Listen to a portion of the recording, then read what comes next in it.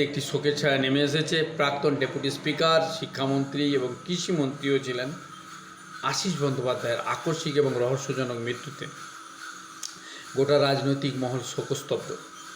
এখন কে এই আশীষ বন্দ্যোপাধ্যায়, রাজনীতিতে তার অবদান কী এবং তার ভূমিকা কী, এই বিষয়ে কম বেশি আমরা সকলে জানি এবং সেই নিয়ে আজকের এই প্রতিবেদন। নমস্কার, আমি রাজকুমার আপনাদের সঙ্গে আছি এবং আপনারা এখন দেখছেন এসবি নিউজ।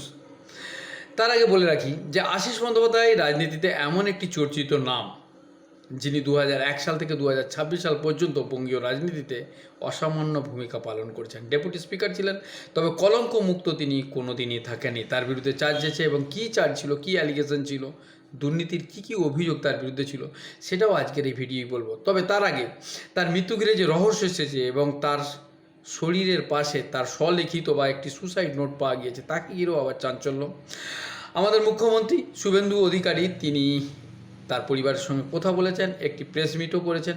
কি বলেছেন এই ভিডিও, এই প্রতিবেদনে, সেটাও আপনাদেরকে দেখাবো। তার আগে তিনি রামপুরহাট থেকে 5 বারের তিনি বিধায়ক ছিলেন এবং 2026-এ বিজেপি বিধায়ক ধ্রুব সাহার কাছ থেকে তিনি 25,000 ভোটে পরাস্ত হন বা পরাজিত হন, আর তখন থেকে এই রাজনীতি থেকে একটু দূরে সরে যান।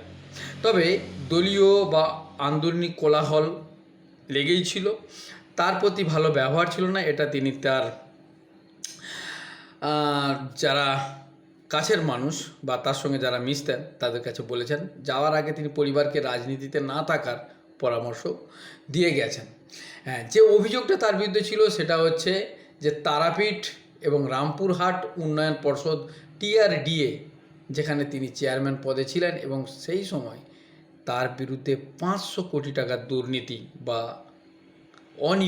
কুনিয়মের অভিযোগ উঠে। তবে এই দুর্নীতি প্রমাণিত হয়নি, এটা নিতান্তই বা নিছক একটি অভিযোগ বা রাজনৈতিক ষড়যন্ত্র বা রাজনৈতিক প্রতিহিংসা বলে অনেকেই মনে করেন। ব্যক্তিগত জীবনে তিনি ছাত্র রাজনীতির সঙ্গে যুক্ত ছিলেন। ছাত্র অবস্থায় বর্ধমান বিশ্ববিদ্যালয় থেকে তিনি ছাত্র রাজনীতির সঙ্গে যুক্ত ছিলেন এবং ব্যক্তিগত জীবনে তিনি শিক্ষকও ছিলেন, শিক্ষক রাজনীতিবিদ। তবে একথাও সত্য যে তার কাছ থেকে যে চিঠি সুসাইড নোট পাওয়া গিয়েছে তাতে কিন্তু তিনি স্পষ্টভাবে উল্লেখ করে গেছেন, যদিও সেই সত্যতা এখনও যাচাই বা প্রমাণিত হয়নি। সেখানে তিনি লিখে গেছেন যে TRD এর টেন্ডার কমিটি, সেখানে চেক সই করা বলুন, প্ল্যান অনুমোদন করা বলুন বা NOC দেওয়ার কোনো ক্ষমতাই তার হাতে ছিল না এবং মমতা ব্যানার্জি সরকারের আমলে তিনি ডেপুটি স্পিকার ছিলেন। অবশ্য তৃণমূলের তরফ থেকে তেমন কোনো শোকবার্তা এখনও পর্যন্ত আসেনি, তবে শতাব্দী রায় এবং বীরভূমের যিনি অনুব্রত মণ্ডল কেষ্ট, তাদের তরফ থেকে একটি শোকবার্তা এসেছে এবং মৃত্যুর আগে দলের অভ্যন্তরীণ কার্যকলাপ নিয়েও একটি খবর প্রকাশিত হয়েছিল, একটু অভিযোগ ছিল এবং 2026 সালে তৃণমূল বিধানসভার এই তৃণমূলের যে জেলা কমিটির কোর কমিটির চেয়ারম্যান পদ থেকে তিনি ইস্তফা দিয়েছিলেন। দলীয় কার্যালয় এর অসন্তোষের কোথাও তাকে ঘিরে সংবাদ মাধ্যমের সামনে এসেছে বারবার। তবে তার জীবনে যেটা মূল্যবান ঘটনা, যেটা আলোচিত বিষয়, সেটাও বলে রাখা ভালো যে 16ই আগস্ট তার যেমন মৃত্যুর খবর সামনে এসেছে, তেমনি এটাও ঠিক কথা যে তাকে ঘিরে TRD এর যে দুর্নীতির অভিযোগ, সেই নিয়ে কিন্তু তিনি অনেকটাই অসন্তোষ এবং অস্বস্তিতে ভুগছিলেন, মানসিক চাপেও ভুগছিলেন।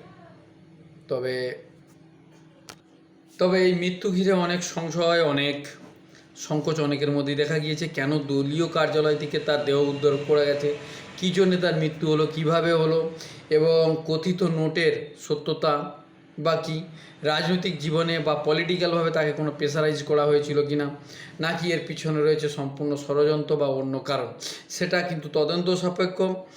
সময়ের সাথে যদি কোনো তদন্ত হাতে লাগে বা উঠে আসে, সামনে আসে, সেটা আপনাদেরকে অবশ্যই জানাবো। এখন আমাদের মুখ্যমন্ত্রী শুভেন্দু অধিকারী এই বিষয় নিয়ে কী মন্তব্য করেছেন, কী প্রেস মিটে কী বার্তা দিয়েছেন, সেটা একটু শুনে নেব। দেখেছে তো আপনারা দুর্নীতি মামলা ডাকাডাকি করছেন, তো ওটাতে উনি জড়িত ছিলেন না, ক্ষমতা ছিল না ওনার। দ্বিতীয়ত একটা পরামর্শ দিয়ে গেছেন যে পরিবারের কেউ যেন রাজনীতিতে না আসে, এই ব্যাপারটাকে কিভাবে দেখছেন? দেখুন, প্রথমত মুখ্যমন্ত্রী, পুলিশ মন্ত্রী। এই সুইসাইড নোটটা ফরেন্সিকে যাবে, এইটা অ্যাকচুয়াল তার হাতের অক্ষর কিনা এসব পরীক্ষা নিরীক্ষা করবে।